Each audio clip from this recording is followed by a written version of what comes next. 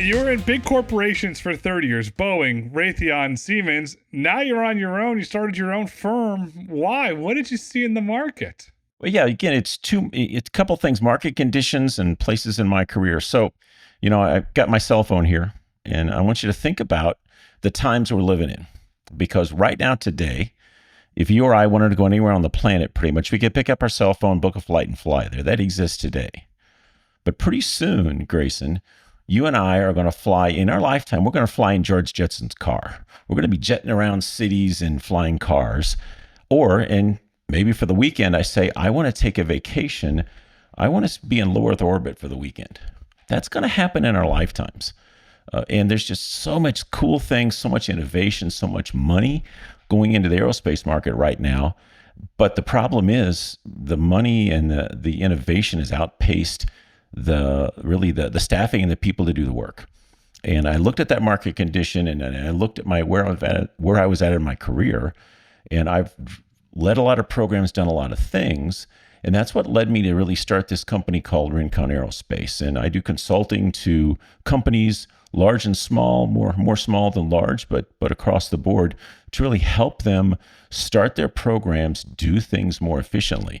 Because all these companies with all this money, these things happening, the one common theme is they've all got to do more work more efficiently with fewer resources. And I've had to do a lot of those things in my career. I've led programs, and I'm really in a position where I can help and mentor the next generation to really bring about all these innovations. So it's just a confluence of a bunch of things. And a really exciting time in my career, and I'm happy that I really get an opportunity to do it. So that's kind of the story of Rincon Aerospace and why I started it. So we're in a very exciting time in technology across the board. You have the rise of AI agents, obviously the generative AI, but low Earth orbit for the weekend. That's cool. You've got my George Jetson interest going. What is it going to take to make that a reality? And is this going to be Stanley Kubrick's 2001, where we're going to, obviously they had the Pan Am flight back then, but we don't have Pan Am anymore. What's that going to look like? Okay, low Earth orbit. So just enormous innovation, and I think I'm kind of fortunate. I live in Southern Arizona.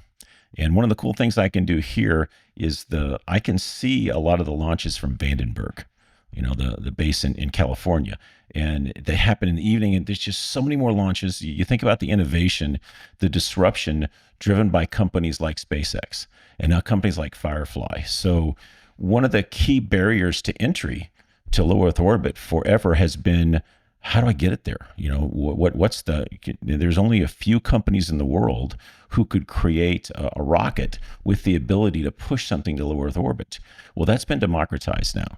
And there's a lot of companies, I mentioned two, SpaceX and Firefly, that are building rockets that can get there. They can get things to low Earth orbit. Of course, there's the big guys like Northrop and Boeing. We've been working with NASA and ULA, companies like that can get there. But we've really gotten the technology to where we can get more things to low Earth orbit and higher orbits better than any time in the future.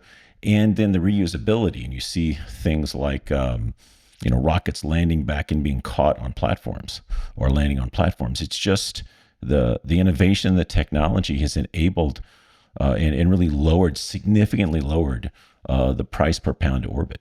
That's one of the big things. I mean, this is a high level, but is reusable rockets, is that the key breakthrough that's enabling this? Well, it's reusable rockets, but it's just the ability for all these companies. That there's so many companies. I mentioned a couple. I could mention Blue Origin as well. They've been in the news lately too. But just with the ability to put these things on orbit, because that's been the barrier. It's low Earth orbit's not that far away, in terms of miles.